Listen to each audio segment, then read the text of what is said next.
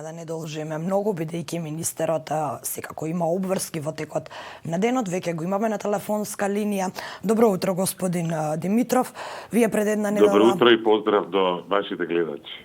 Пред една недела учествувавте на НАТО состанокот, првпат официјално како земја членка. Прво едно лично прашање. Какво е чувството со оглед на тоа колку долго ја имаме оваа желба и аспирација да се приклучиме кон овој голем сојуз? Па беше исклучително. Јас лично бев вклучен во тој пат директно некаде од 2000-та година. Значи 20 од нашите 27 години. Го потпишав документот во Вилнус, кога се обврзавме да си помагаме за Европа да биде цела, со балтичките, централноевропските, јужноевропските држави. И конечно за прв пат рамноправно не седев на масата, бидејќи беше видео конференција, ама беше убаво да се слушнат честитките од сите 29 сојузници, 29 колеги. И беше убаво да се зборува и за нешто друго, не само за нашата кандидатура. Да зборуваме за теми што се одгрижа и за другите. Така што беше едно убаво, голема чест, голема привилегија, едно многу убаво чувство да сме рамноправни со другите членки на НАТО. Да, со оглед на тоа колку долго чекавме пред влезот на оваа светска организација. Се зборуваше за солидарност, ако не се лажам, и за новонастанатата состојба, односно пандемија со COVID-19. Земјите од светот и Европа се солидаризираат. Еве денеска, ако не се лажам, очекуваме помош од Турција. Каква е состојбата? Кој на кого ќе помага во оваа ситуација, бидејќи еве сите се загрозени, и која е улогата на НАТО па и на Европската Унија во справувањето со COVID-19? НАТО преку својот механизам за помош на некој начин има улога на координативен центар меѓу барањата, потребите на земјите членки и тие што можат да овозможат помош. Вчера председател Пендаровски имаше и телефонски разговор со генералниот секретар Столтенберг, па беше и објавено дека преку механизмот многу од НАТО членките и овозможиле веќе помош. Нашата прва стигна од Норвешка, иако уште не е реализирана, се работи за тие механички вентилатори или респиратори. А денеска во 2:30 попладне на аеродромот во Скопје ќе слета турски авион со турска помош. Предходно имавме Унгарија, Словенија, Соединетите американски држави излегоа со повеќе од 1 милион помош, пред се во здравствениот систем. Холандија со тестови за COVID-19 и тоа оние дизајнирани од Меѓународната агенција за атомска енергија, која што го на принцип на изотопите на некој начин на вирусот. Јас сега не сум експерт, меѓутоа нуклеарниот отисок на вирусот, многу точни и прецизни тестови. Европската Унија излезе со еден цел пакет од повеќе од 400 милиони евра за нашиот регион, за Западниот Балкан, нешто под 70 милиони евра за нашата земја и итна помош за медицинска опрема, меѓутоа и многу големи средства за закрепнување, за помош на економијата и макроекономската слика и на малите и средните предпријатија. Освен овие мерки за помош во време на корона, ако не се лажам, разговаравте на НАТО состанокот и за лажните вести. Тоа е исто така проблем со кој што се соочуваат сите влади, па тука настана и дилема за тоа каде почнува заштитата на граѓаните, каде се прекршени човековите права, но што е со лажните вести, каква е улогата на НАТО, како НАТО реагира, односно како има намера да се справи со оваа негативна појава? Па има прво билатерално, да речеме Литванија, понуди конкретна помош. Тоа е држава една од трите балтички што има искуство во справувањето со лажните вести. И последниот пат кога беше Лина Стуканивниот министер за надворешни, договаравме една поинтензивна соработка, која што сега е малку забавена заради вонредната состојба и кај нас и глобално секаде во светот. Не е едноставно справувањето со овој феномен, бара голема будност, бара отворени очи и внимателност и од страна на граѓаните, бара голема активност од државите, од институциите, одговорности кај вас, кај новинарите. Пред се. На некој начин не се што ќе прочитаме и ќе слушнеме е точно. Мора да се препровери, мора да се размисли, особено во ваква една вонредна состојба, плодно е тлото, теренот за лажни вести. Ако се сеќавате дента кога станавме и формално членка, кога беше предаден инструментот за ратификација на Вашингтонскиот договор во Стейт Департментот, токму на нашиот добар пријател и познаник амбасадорот Фил Рикерс, сега високо во иерархијата на Стейт Департментот, низ социјалните мрежи кај нас, меѓу македонските граѓани, разни небулози околу 5G мрежата, па околу како тоа влијае на живиот свет, како тоа влијае на птици, како тоа влијае. Значи нешто што на некој начин, некој обид, може би дури и оркестриран, да се покрие убавата вест од тогаш, од 27. мислам дека беше петок. Ќе ни треба многу работа од наша страна како држава, ама ќе треба и многу будност кај граѓаните. Пред да преминам на друга тема, односно да ги затварам НАТО и Европска унија, морам да прашам дали можеме да очекуваме релокација на ресурси, на помош, ова го прашувам, бидејќи состојбата со пандемијата од држава во држава се менува од ден во ден. Дали се ова финални транши помош или пак сепак можеме да сметаме на тоа дека НАТО па и Европската унија ќе ја насочат помош онаму каде што најмногу треба во одредени периоди, поточно во одредени држави? Ние ќе работиме постојано, ќе разговараме со нашите пријатели, се обидуваме и да ги зајакнеме собствените македонските капацитети за производство на опрема што е потребна. Да речеме, во нашата земја има потенцијал за производство на заштитни маски и ќе биде многу убаво тој потенцијал да го искористиме, да го зајакнеме и за наши потреби. Па, ако тоа успееме да го направиме, може би дури и да помогнеме на други пријатели. Овие денови, вчера особено, јас инициирав едно заедничко писмо со министрите за надворешни работи од целиот регион и утрово добив потврда и од последната, од 6-та држава. Ќе го испратиме до Брисел, до Европската унија, со барање регионот да биде изземен од посебниот режим, забрана, освен кога за тоа има посебна авторизација за извоз на заштитни маски, скафандери од земјите на Европската унија кон нашиот регион. Тоа беше регулатива што Европската унија донесе на 15 март, потоа некои земји како Норвешка беа исклучени на 19 март. Ќе биде убаво за регион што е географски во рамките на самата Европска унија да има слух и за ваква работа.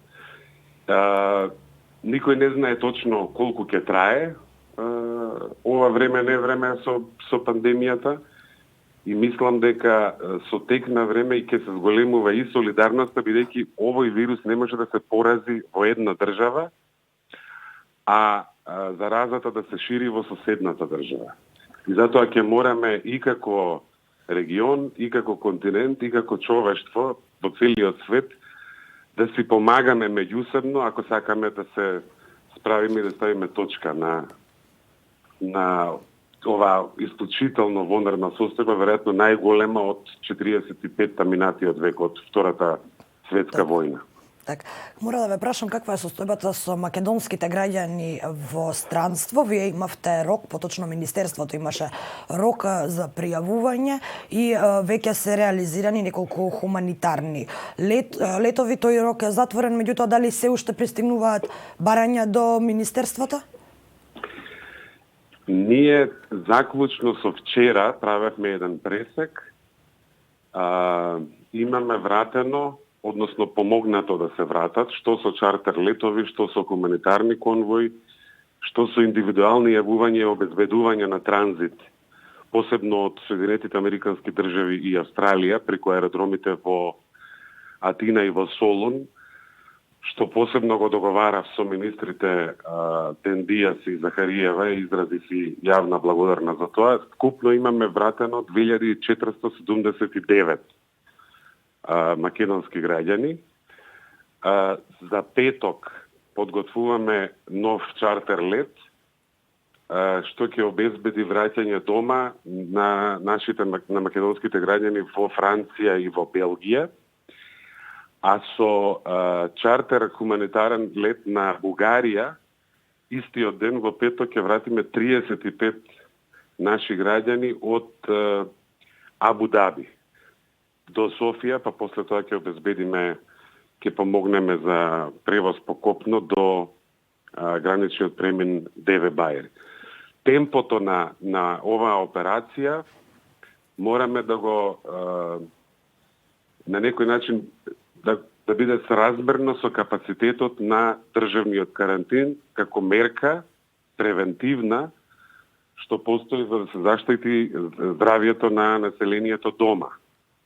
И затоа како се празни државниот карантин, така нашите операции соодветно ги балансираме, за да не дојде до некаков застој или некаков проблем, бидејќи сите луѓе што се враќаат во земјата мора да поминат 2 недели во овој организиран државен карантин. Добро, но со оглед на тоа дека е затворен рокот, ова би значило и дека не мора да се обезхрабруваат македонските државјани кои се наоѓаат во странство, толку дека активно барате начини за нивно враќање, секако под услов да го почитуваат оној период за самоизолација. Ние нема да престанеме со овие напори. Рокот беше пред се да се помогне приоритетно на луѓето што се во најочајна состојба. Ќе продолжиме и со хуманитарни конвои, ќе продолжиме да ги искористиме овие транзитни рути што ги имаме преку Грција и Бугарија. Имаме многу студенти од Северна Македонија во Турција. Дел се со решена ситуација во смисла на стипендија и имаат помош, дел не се. И сега имаме една операција, ги евидентираме, правиме списоци и со тек на време ќе треба да овозможиме за тие кои што сакаат, од овие млади македонски граѓани, да се вратат во татковината. Треба многу трпение и треба многу работа. Ниту една земја нема вакво искуство. Јас секојдневно комуницирам со моите колеги од регионот и од Европа и пошироко. Буквално секое Министерство за надворешни работи се соочува со нешто што претходно не се случувало.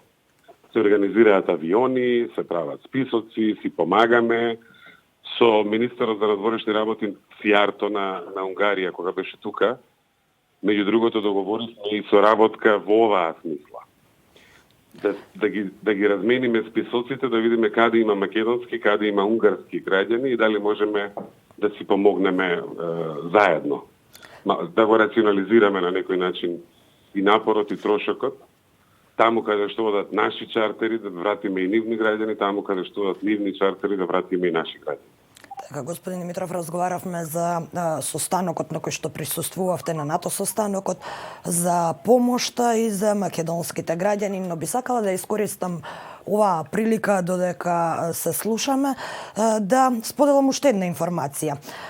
Поранишниот представник за спорот со името, Метју Нимиц, извади нов извештај за моменталната состојба што е со овој спор. Секако ова беше нашиот предуслов за одблокирање на нашиот евроинтегративен пат. Метју Нимиц, за него слушавме многу, но светот за него смета дека тој е еден од странците кој е можеби најдобро упатен во македонско-грчкиот спор. Тој даде во извештајот една целосна анализа и за тоа како се одвивале преговорите и се наврати на историјата, но и на тоа што значи тој договор. Ке ми дозволите една минута само да го цитирам за 2-3 клучни работи за вас и за вашиот поранешен грчки колега, министерот за надворешни Никодзијас. Тој вели дека преговорите се наоѓале во способните раце на двајца брилијантни министри за надворешни работи. Покрај добрите зборови за Кодзијас, за вас, вели, цитирам, сериозен и стабилен преговарач. Но она што е исто интересно, освен пофалбите лично кон вас двајца, па и кон премиерите на двете држави, она што е најважно во тој извештај, наведува дека решението го гарантира македонскиот идентитет и македонскиот јазик. По моето прашање е, значи ли ова дека конечно можеме да ги затвориме ваквите дилеми кои со години не преокупира, а поточно значи ли ова дека светот свати дека ние го сочувавме нашиот идентитет и дали сме сега подготвени да се фокусираме исклучиво на иднината? Да, Метју Нимиц 10 страни е еден вид научен есеј, објавен во издание на Универзитетот Кембридж. Еден осврт на неговото долгогодишно модерирање на преговорите, што конечно се затворија со подпишувањето на Преспанскиот договор. Мислам дека е едно корисно четиво и за нашите граѓани, за нашата јавност. Она што е клучно е токму ова што вие го цитиравте во еден дел. Тој вели нашата страна успеа преку членот 7 и правото на самоопределување да најде начин и да стави точка на предизвикот кон македонскиот идентитет. Сега никој во светот не може да спори дека во Северна Македонија живеат македонци што говорат македонски јазик. И мислам дека е тоа многу суштинско за нас, бидејќи стравот од додавањето на географската придавка кон името Македонија беше токму тоа. Со зачленувањето во НАТО и со донесувањето на одлука за почеток на пристапните преговори со ЕУ, мислам дека тој политички процес како наратив на некој начин се затвори. И ќе биде многу корисно во нашите домашни политички битки, што сега на некој начин мора да бидат на пауза, бидејќи имаме многу поголем проблем со пандемијата, ќе биде многу убаво да не бидат на таа тема, да ја затвориме таа работа, да почнеме да си работиме на тоа што сега ни е важно. Да има правна држава, да има ред, да има подобра економија, да има подобро здравство, да има чист воздух и така натаму и така натаму. Мислам дека последниот чекор од затворањето на македонското прашање на начин што се разбира ќе ни ги тргне сите идентитетски предизвици, ќе бидат билатералните односи и развивање на пријателството со соседна Бугарија, еден процес што почна со подпишувањето на договорот за пријателство и што мора да заврши на начин што ќе обезбеди почитување на грижата и на достоинството на другиот. И од нивна перспектива и од наша перспектива. И мислам дека после толку години независна држава, од 91-та, време е да ставиме точка на овие предизвици. НАТО членството на некој начин вели ќе има овде држава во овие граници. Почетокот на ЕУ е процес што ќе ни помогне да си ја средиме куќата дома и низ финализирањето и на овие односи со соседна Бугарија, мислам дека за нашата генерација ќе завршиме една многу суштинска и важна историска мисија. Така ви благодарам за ова денешно вклучување. Се надеваме и ние дека ова прашање кое беше на големо искористувано и за политички цели, но и за лажни вести, она за кое што зборувавме пред малку, дека конечно ќе биде затворено, бидејќи овие документи не само преспанскиот договор и нашиот билатерален договор со Бугарија, но сето ова што го оставаат како записи, научни сознанија, меѓународните дипломати ќе остане да сведочи за историјата и да го потврдува и во иднина ова што ние сега го зборувавме, а тоа е дека успеавме во нашата цел да ги зачуваме македонскиот идентитет и македонскиот јазик. Ви благодарам и чувајте се и вие и сите што не слушаат или гледаат. Исто така, чувајте се и вие, министре, знаеме дека сега и малку ќе се расшетате за да ја земете она помошно и за координација со сите останати ваши колеги за справување, така што од исклучителна важност е и сите вие да останете здрави, така што чувајте се и вие и почитувајте ги препораките на владата. Да, апсолутно. Ви благодарам уште еднаш. На можноста и убав ден. Поздрав, тоа беше министерот за надворешни работи Никола Димитров. Се надевам дека разјаснивме некои работи. Моравме малку да се навратиме и на ова идентитетско прашање поради оваа нова научна теза на долгогодишниот преговарач или олеснувач или медијатор Метју Нимиц, но моравме да се информираме за тоа каква е состојбата со нашите граѓани кои се заглавени во останатите држави.